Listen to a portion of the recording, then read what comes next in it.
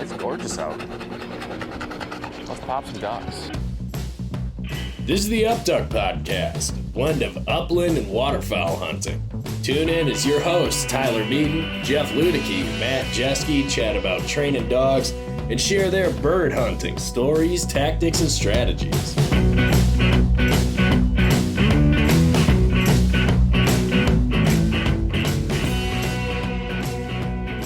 Yes.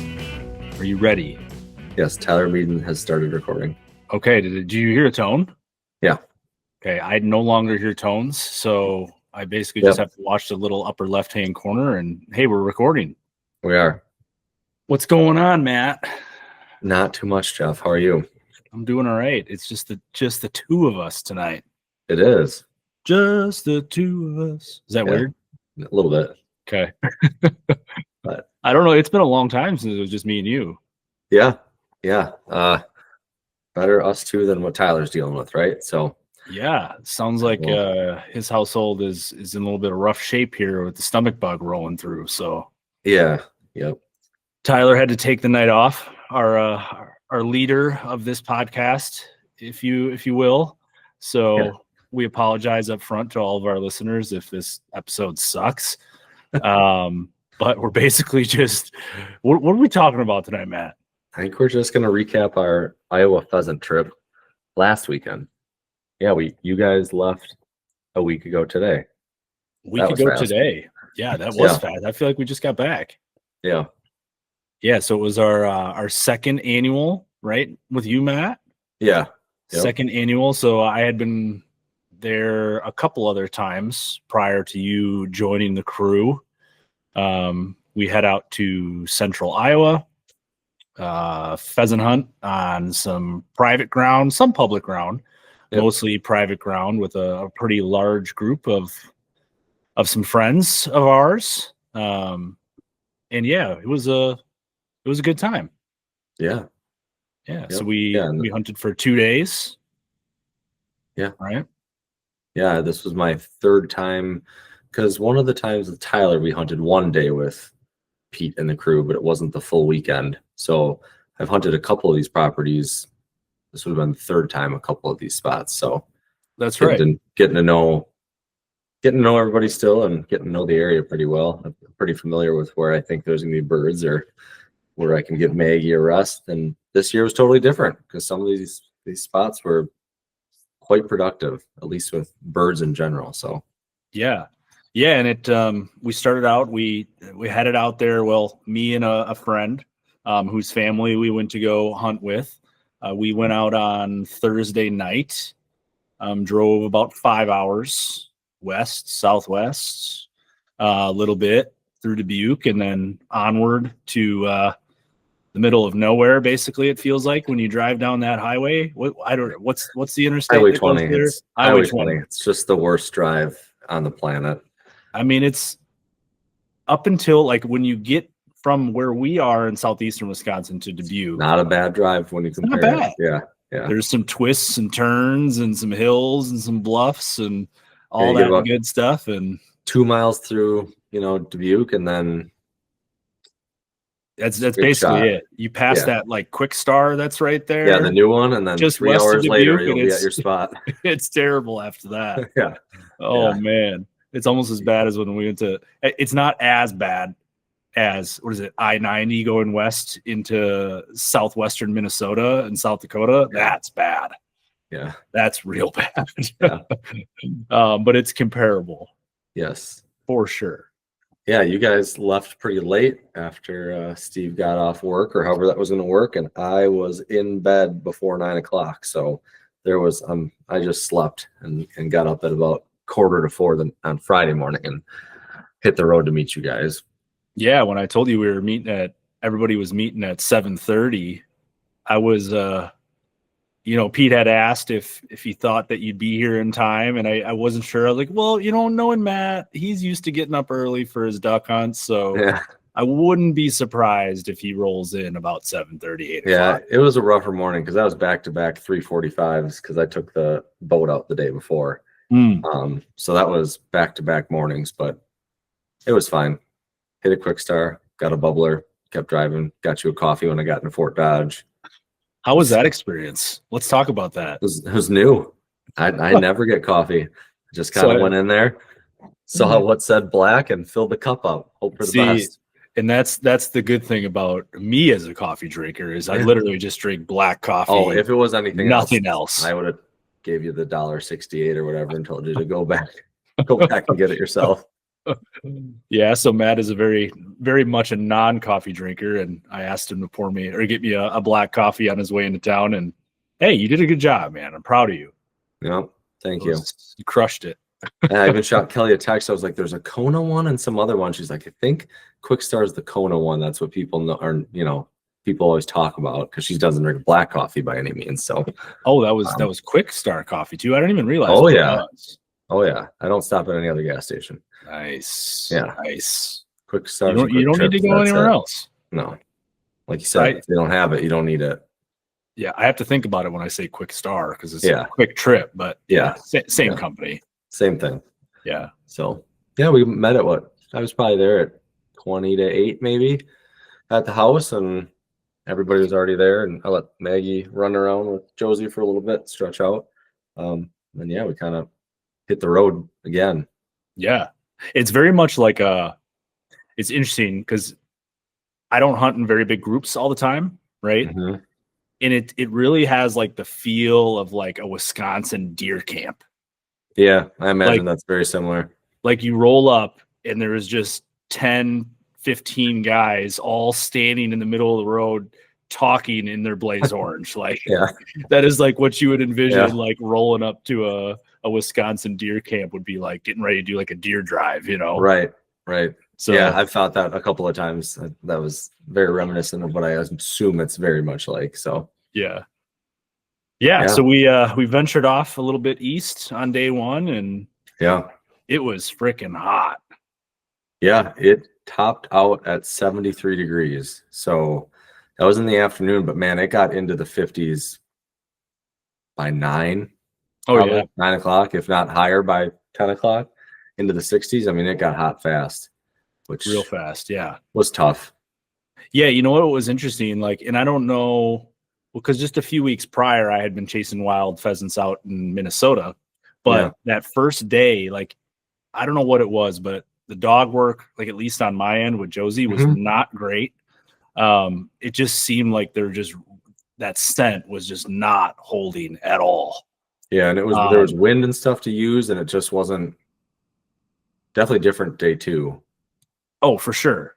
Yeah, day 1, it just seemed like the dogs were just kind of just going through the motions, really. And I think some of that was like the tongues hanging out, right? Yeah, that didn't help. No. I had to explain that a couple times. It's like, well, if your dog's tongue is hanging out, they're not really using their nose all that well, right? I mean, they're breathing out of their mouths. Yep. Right. And it was pretty much tongues hanging like all day. All day. Yep. And they bumped plenty of birds. There was no shortage of that, but it wasn't like your day 2 watching Josie Point, which is awesome all the time. So it was just different. And even day 2, and Maggie worked with her, like you could just tell when they were on birds versus day 1. Oh yeah. Where it was just more coincidental. Like it's not really her tail action, but maybe there's something up there. Right. Yeah. We didn't see that. Like day 2, you started seeing that helicopter tail going a little bit more. Josie slammed some pretty good points. Like it was just a completely different day. Yeah. But yeah, first day was a little slow. Yeah. Yeah. I forget what did we end up with? The crew ended up with 7 on the first day. And I mean, most of that was in the first, on Pete and Randy's property. So the first couple areas that we hunted on the east side, I guess historically, so there's that strip that runs up the drive north and then east. We covered that. That was pretty eventful. I think you guys chased a rooster all the way that way. And then I worked back with Joe, and Maggie bumped a pair of pheasants, actually, both roosters, but we just didn't have a shot. And then immediately after, that's where I shot one of the roosters, was on that little strip cover. I mean, it was basically ditch hunting, but it's 3 feet wide, I think, maybe the cover itself. It's just like a fun little strip that always has had birds in it. Right. And we were chasing a bird for probably a good like 400 or 500 yards. And it actually like turned the corner 90 ran degrees up the other way. and ran up the other way. And then sure as shit, like you guys were probably 800-900 yards ahead of us, and those birds got up. So yeah, that was cool. Yeah, that, and then back at the cabin, I mean, or the garage there, you had a bit of an incident with the stream early. Oh yeah, let's talk about that. That wasn't my finest moment. Yeah, because Josie went in after a bird, right? So they dropped a bird. It landed in the creek, and it's different here in Wisconsin, right? Like most waterways, like little rivers and creeks and stuff that you have, like it's more of like a gradual decline into the water, right? Yeah, these are just drop offs. In Iowa, it's literally just a drop off. Like you get these ditches, and it's just like a sheer cliff, right? And it's a couple feet deep. Yeah. And there was a bird in the water, and Josie was doing Josie things and messing around with the dang thing, picking it up and putting it down and picking it up, putting it down. So I had enough of it. So I was just going to go down there and grab it. Right. And a bunch of grass cover. I took one step into the grass, what I thought was solid ground, and there was just nothing underneath me. Yeah. So I grabbed onto a branch as I was falling, gun in one hand, branch in the other hand. Luckily, the gun did not go underwater. Right. But my whole lower half, completely submerged in the creek. Yeah, and that was early because that was the first property that we were at. And then after that, we pushed that whole field across the street up to the corner. I mean, you got wet pretty early. I did get wet early. And you know what was funny is Josie was screwing around with that damn bird. I go and fall in the creek. And as I'm getting out of the creek, what does she do? Walks that bird up the bank and drops it off next to one of the other guys. Yep. Like, you son of a gun. Like, what in the hell are you doing? Yeah. Oh man, that was luckily it was warm out. Yeah. Or else I would have been driving back to the house and changing real quick. Mm-hmm. But yeah, I experienced that not too much later in the day. A little different. Mm-hmm. I don't remember if there was any properties in before, but in between. I mean, eventually went to the one kind of a strip next to a railroad track that they have access to. And we've hunted there before, and I remember walking next to the railroad track and not even thinking about water. It was 2 years ago, maybe. And this year, 50 yards in, you're like, man, this is getting kind of wet. And you were on the left side, and you could see that there was definitely like a marsh, like standing water. Oh, I saw it. That's why I went up on the railroad tracks. Yep. And us down on the right, the farther we got, we noticed that it wasn't getting drier. And even when we tried to kind of make our way out, every step just kind of got wetter. As you stepped on the grass, you thought it was going to be dry and your foot would sink in 3-4 inches of water. So at some point, I just gave up because my boots were completely soaked and it was starting to soak up my Carhartt pants. And I was just wet from there on through the rest of the day. Pants dried out. Socks did not for the rest of the day. And that was about probably lunchtime or so. I was elevated, just well. Like you got out of there. Watching you guys, and I could see just how like, slow and gingerly you were walking. I was like, that's not fun. He's not having fun right now. It was thick grass, and every time you put your foot through that, it was getting wet. And then everybody kind of quit at that one, and we decided to like turn around, walk back again, and cut in where we thought it was dry. And that ended up being successful too. A rooster flushed out of one of the willow thickets where I was at, and I dropped that one back into the water. So it didn't matter if I was getting dry or not. I was still going back into the water with Maggie to pick it up. So that was a fun little field again. Yeah, you started off pretty good. Yeah, it was good morning. And then I don't remember what we hit next, but I know overall it was a pretty good day. I think little better shooting, or we could have easily had 10 birds, I think, with the group.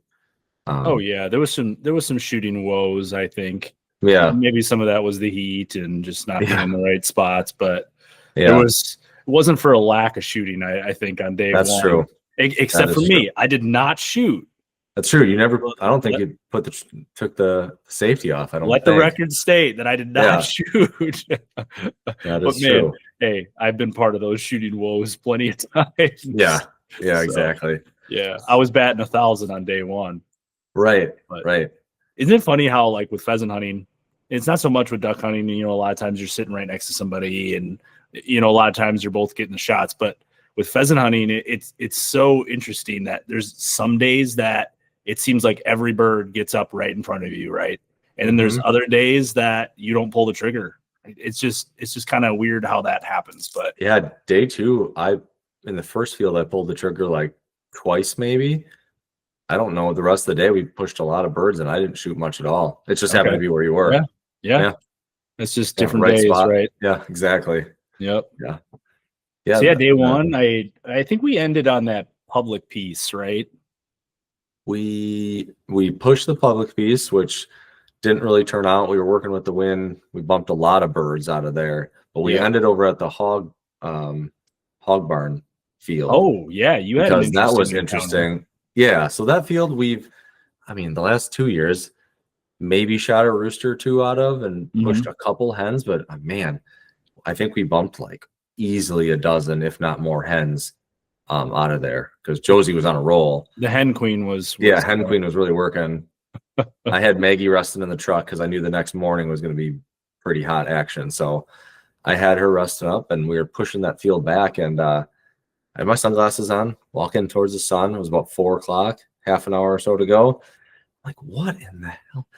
I thought it was a white dog in front of me, from me to, I don't know, to like 10 feet in front of me probably, because it had like kind of floppy ears. And I was just worried that, Josie was going to find some stray dog or whatever. So I was asking where, and then I was like, that thing is really short. And it kind of snorted and ran off towards Randy. It was a pig that was loose.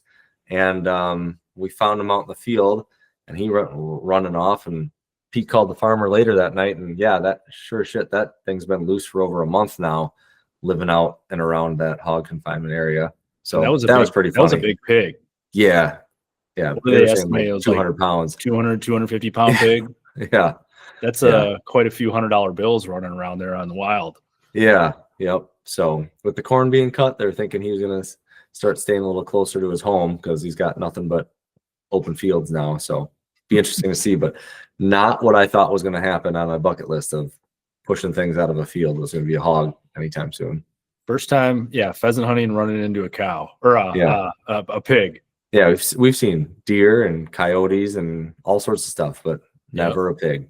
And the reason I messed up and said cow is because I had a similar story, not pheasant hunting, but this was, I don't know, maybe 3 or 4 years ago.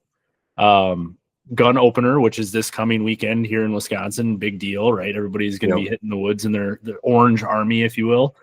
But I had a morning, I was sitting in my dad's deer stand, and you can see a good ways. And I just saw a blob, right?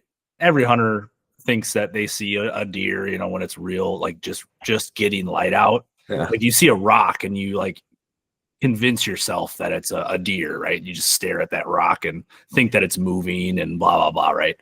So there was this big black blob out in the field, and it was getting a little lighter, a little lighter, a little lighter. I was like, what in the hell is that? And sure enough, it was somebody's cow got out, and there was a cow on opening morning standing like 150 yards in front of my deer stand. So that was another interesting story and way to start out a opening weekend. Right. But so I ran into a pig. Yeah, that was different. Had some birds. We didn't get any birds out of that one, but that was like such a picturesque like walk. Right? Like sun was going down. Yeah. It was like dead calm. The farm was combining next to us. Like it was just very like rural Iowa. Like it was exactly what you would picture, that looking like. And that was cool. That was cool. Yeah. I was soaking that in for sure. And that was that smaller group that we went out with was always cool because that's when I feel like you can really see dog work. Yeah. Like, especially with a pointer, right? With the flushers, they quarter back and forth. Like that's just a natural motion. Yep. But with a pointer, there's a lot of stopping and sometimes doubling back. And like you really are working birds Whereas when you're with a big group, sometimes that doesn't happen all the time, right? Like I think like Josie she kind of senses that when we have these big long lines, and and maybe where she was about to stop and like really take her time and kind of smell, it kind of pushes her forward a little bit. Sure. So those smaller groups is kind of cool because you can really watch how like different it is with how the dog works. But and both ways are effective. It's just such a different style when you have a small group versus a large group. Right. So it was cool to get a little bit of both. Yeah. Over the weekend. Yep. Yeah, that was cool. So yeah, then we both slept like 9 hours, I think. 9. Yeah, I was in bed at like 8:30. Yeah. Easily. Yeah. Yeah, I don't think I moved. I went to bed at it was probably 8:30, 9 o'clock, and I didn't wake up till my alarm went off at 6:30. So that was probably the most I've slept in a while. Yeah, that was a lot of walking and driving and everything else. Yeah. So day 2 came around. Yeah. A little cooler in the morning. Yep. Yeah, which was good. 50-ish degrees with a high of 55, so it wasn't going to change much, and the wind was going to pick up a little bit. So, we went to that field, a property that was really good to us last year, and kind of pushed it a little bit different way this year. I mean, the same, but we started a little different. I think we were tighter, I think, and we were a little more strategic with it this year. Yeah. So I mean, overall, I think we probably saw less birds there, but we're just as effective with the roosters we saw, if not more effective, because they definitely held tighter this year. So last year there was a lot of natural bumps. It was raining last year at that field. A lot of birds were getting up early, and this year they held really tight, and it was really nice to watch the dogs work together and just in general in that field, because you could watch Josie actually point on birds and then the dogs working together. It was nice because then Josie, I don't know if she gets that FOMO, and then she's retrieving too, because she's like, well, I'm not going to let Maggie get everyone. So both dogs are picking up birds and bringing them back. And I mean, in the first push, I think we had 2 roosters down and missed another 1 or 2, dropped a leg, but they were not dead. So just in the first push, I mean, that's crazy. Yeah, and this is a field that I think it was only the second time it's ever been hunted. Yeah. So yeah, those birds definitely haven't been pressured, and you could tell, right? And like you said last year, they were jumping way out ahead of us. I think the blockers like ran out of ammo basically last year. Yeah. But this year, I think overall we saw less, but we had better opportunities. Yeah, a lot closer shooting, and like right up in front of you or even behind you. It was a lot better that way. Right. Right. So I think what did we end up getting 9 out of that one chunk of property? So that was awesome. Yeah, that one was kind of nice. I mean, it feels like it was more spread out. Like a lot of people got shooting in. Whereas I felt the first day, I got pretty lucky. I had 2 right up in front of me. If you're a blocker, you had a couple getting up in front of you. You never took the safety off the first day, but it felt like it started to spread out a little bit more just out of sheer luck, which was good for everyone. Yeah, the birds are holding tight. Like that was cool watching the dogs work together. Like I think there was a few where Josie had pointed and Maggie kind of went in for the flush. Sneak up behind her. Like I don't know if Maggie started learning this year. Like when Josie's not moving, like I'm gonna just dip in behind you right here. Like I don't know, it's not a natural thing. She doesn't work with pointers, but she was definitely like behind her quite a bit more. Worked out. It worked out great a lot of the time. So and a lot of the birds, Maggie would just go get the retrieve, like which is perfectly fine.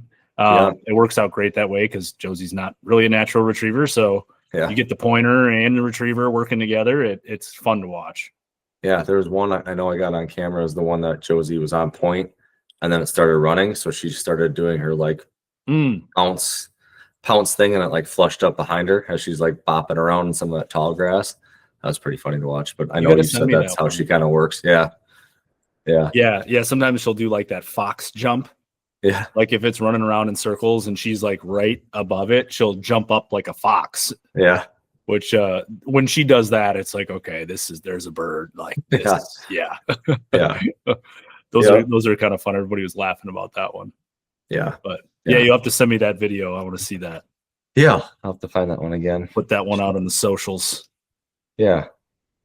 Okay. But yeah, and then the rest of the day we kind of like chipped away at them. Yeah. So I Yeah. mean, what we started off with 9 in that first field, and then we had like onesie twosies. Yep. And then yeah, pretty much everywhere was 1s and 2s. Yeah. And then Yep. we scratched out a couple ducks. Yeah. Yeah. So you guys were making that big push. It was a really long field. How here's a question. How'd you get across Highway 20? Oh, we ran across. The answer is that. So I was a blocker because I knew Maggie last year and the previous years, if I work her too hard, she just really breaks down on the end of the second day. So this year I was a lot better about keeping her in the truck. I finally learned how to like manage her time, tongue sticking out, just give her a break after a while. So I was like, oh, I'll just block. And, in between, I hunted some ditches up on the other side while I was waiting for you guys. And I saw you guys must have crossed. So I was like, all right, we'll just go sit down and give her a rest. And all of a sudden I'm watching, these 2 birds. Highway 20 is forever away. One's big and one's small. And I was convinced they were ducks at first. I was like, that's too weird. And like that big bird must be like a hawk or something chasing something else. Cause then I didn't see it anymore. So I just sat there and waited for you guys to push. And actually 2 more ducks flew over. But it wasn't over me. So I couldn't switch out my ammo fast enough. And it was, 50 yards to my side. You guys sent you a text. Yeah, I get your sent you steel a text. shot ready. I was like, yeah, get the boss shells out because we're bumping ducks out of this creek. Yeah. Yeah. So you guys finished that push up, and actually right at the end, we ended up chasing that rooster through the creek for a little while. But decided to try to go back and see if those ducks landed back where you thought they did, which been right off the highway.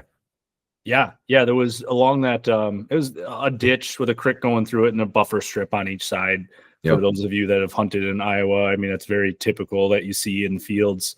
But yeah, we were able to cross the highway. There's a break in the fence between there, and we ran across with Josie on her lead and worked both sides of it. And yeah, those 2 ducks got up, and it was the funniest thing because they circled around us like 2 or 3 times and then dumped back into the same exact spot that we bumped them from.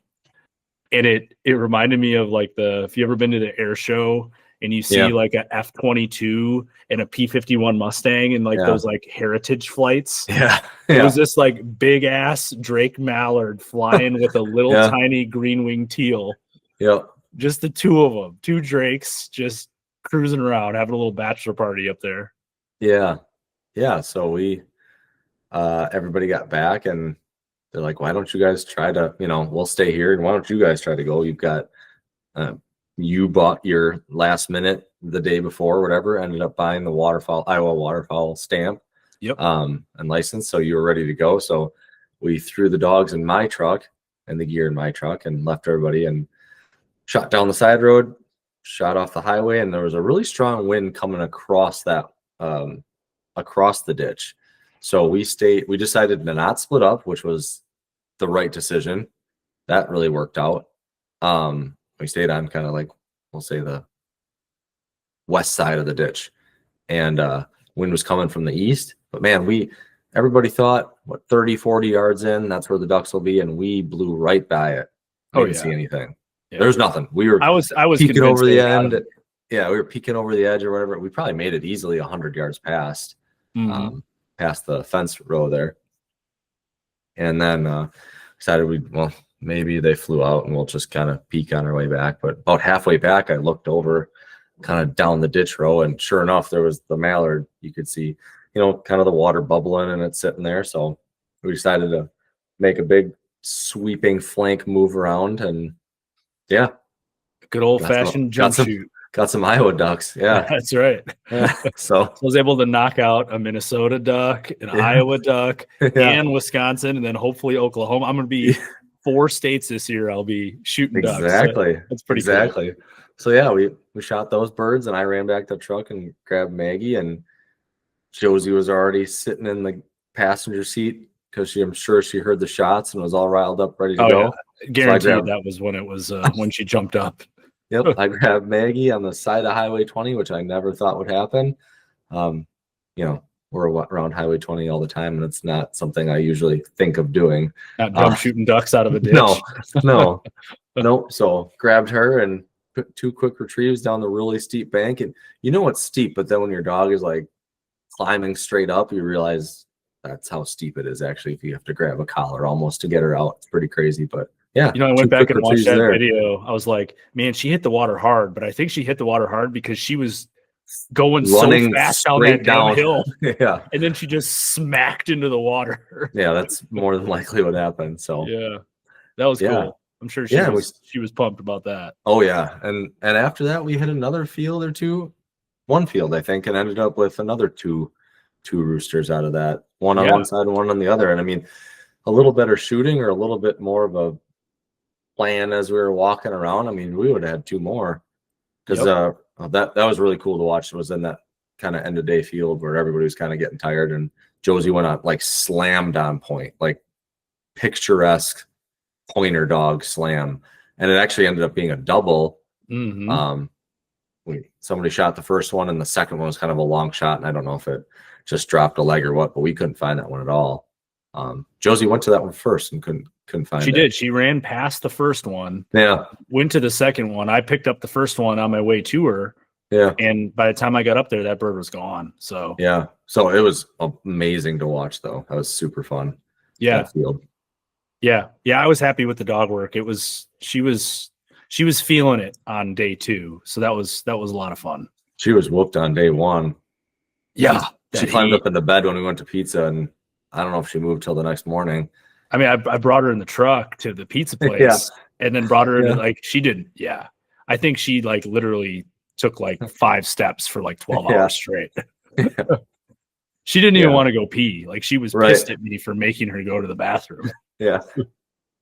Yeah. So that was the end of the day. I mean, we finished up that field at like 2:30, went over to the house for some pictures, and I think I hit the road at 3:05. So it was a well-timed day. I mean, 2 full days of hunting. So yeah. And we ended up with 13. Yeah. On day 2, 13 and 2 ducks. So 20 total for the trip and a couple ducks. Yeah. Other opportunities, as well, which can't ask for too much more. So that was great. No, it was a good time. Yeah. Could have been a little cooler. Yeah. But I was glad it wasn't, 30 and like raining, Last year was 40 something and raining, and with wet boots on day 1, I wouldn't have enjoyed 35 degrees or anything. I would have been doing some wardrobe changes, and I had wet pants and wet underwear too. Yeah, some shoe changes if the weather was any colder. So yeah, hard to know. You don't expect a 73-degree day, No. 2.5 weeks into November. So definitely not. Nothing to do there. So yeah, definitely another memorable trip. Yeah. If any of the guys and gals are listening that invited us there and did the trip with us, we thank you guys for the invites. It's always super appreciative to get opportunities to hunt on private ground, right? It's something that you can't, don't take for granted, right? Because it's so hard to get access these days to good private ground. So when you get the opportunity, take advantage of it and be very grateful for the chance. That's for sure. Yeah. So, well, cool, man. And you, that probably wraps up the Iowa stuff. Yeah. For the pheasant trip. Duck hunting's been slow, pretty crappy still. Yeah. And the next week, consistent 50 to 55 degree days, no west or northwest winds, and 30 high 30s at night. It's not really a late November ducky weather. So no. So I went out on Tuesday night. Yeah. And it was ducky, right? Like it was very overcast. It was like misting. There was some like freezing rain kind of going on a little bit, like pretty windy. It's like, okay, this could be a good night, right? So I took a half day and took the boat out.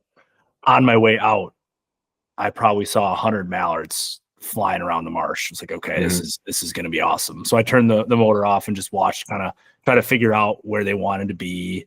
Yeah. ended up going to a spot that I had seen birds dumping into, previous weeks before. And I saw a ton of ducks. They all wanted to be in the same exact spot. Mm-hmm. Every one of them. It's like I only had a dozen decoys. I took my boat, but I ended up walking in with a jet sled. So Yeah. I parked the boat and walked a little bit. So I only had a dozen decoys with me. And man, it just seemed like they wanted numbers. Like they wanted to see big groups of ducks, and that's where they wanted to be. Like every single one of them that flew over didn't respond to the call, didn't even really give my decoys a look. Like I wasn't flaring birds. They were literally just flying straight over me and not even giving me an opportunity. Yeah, that seems to be a pretty common. It was very similar to yesterday. Yeah.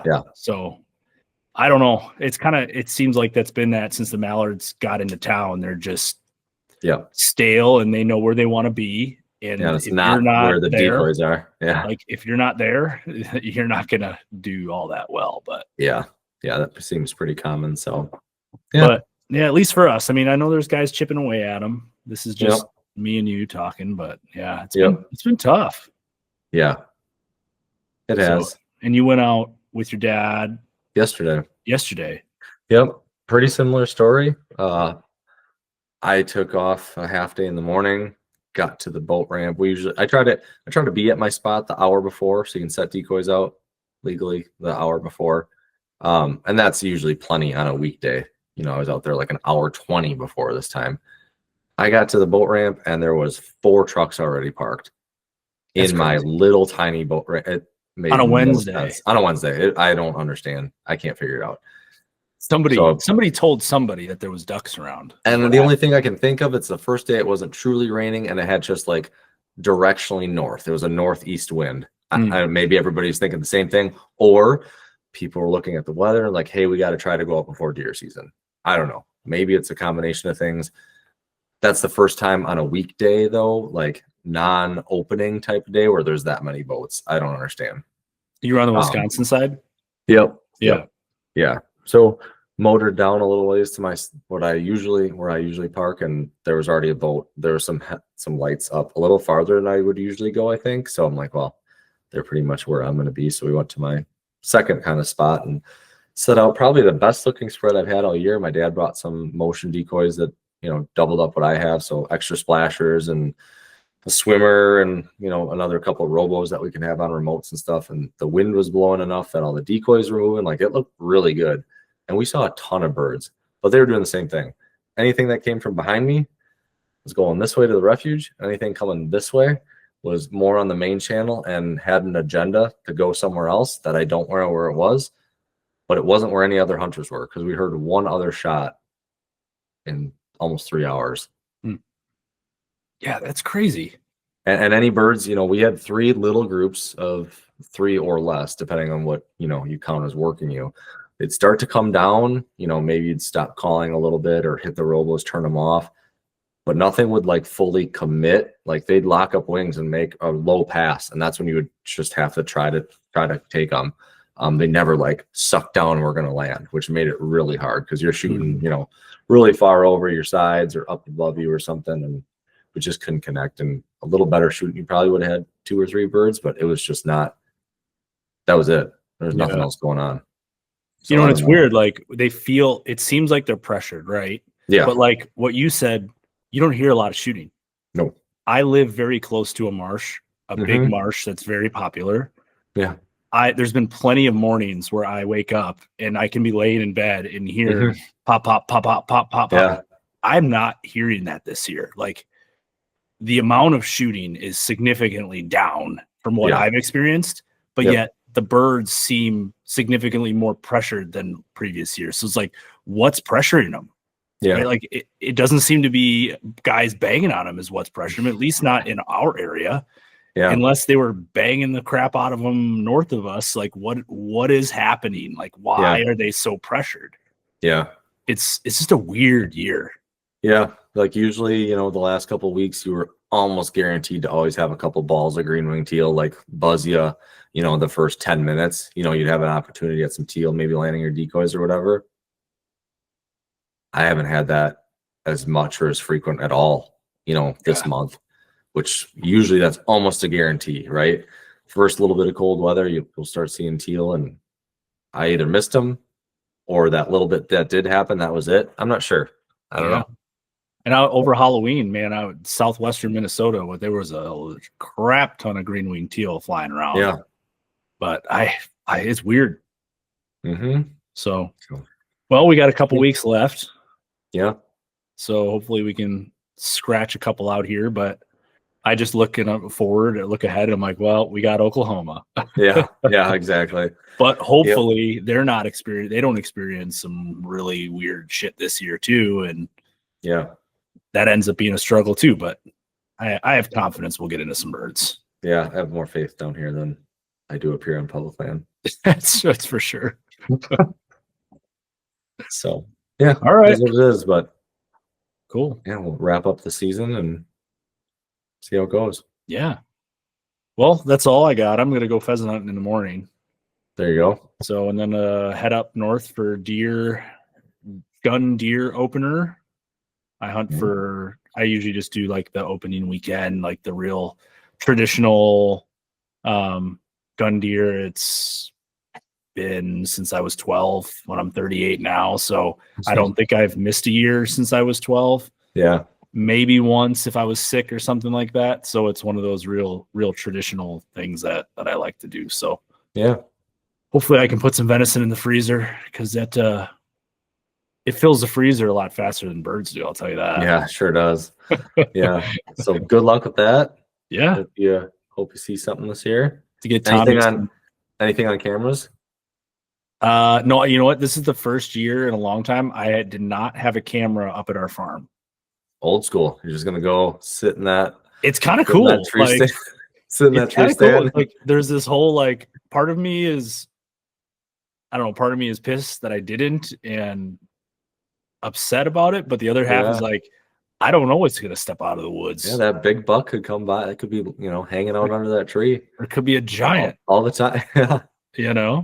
Yeah. It definitely takes away that, if a decent buck comes out, that whole, well, should I shoot him because I know there's a bigger one out there? Yeah, you don't know. But then you never see the bigger one, so then you end up passing on the decent buck and you never see the big buck. That was last year, right? You were waiting on your camera one. Yeah. So this year you're gonna I don't know if make some decisions. If I get excited about it, I don't know if a bigger one's even around. I'm just gonna have to pull the trigger. Yeah. There you go. So all right. Well, that's all I got. Yeah, same here. Nothing else. So cool. Well, hopefully we didn't screw this up too bad without Tyler here. Can't be that bad. We've got the little red recording button. I heard the ding.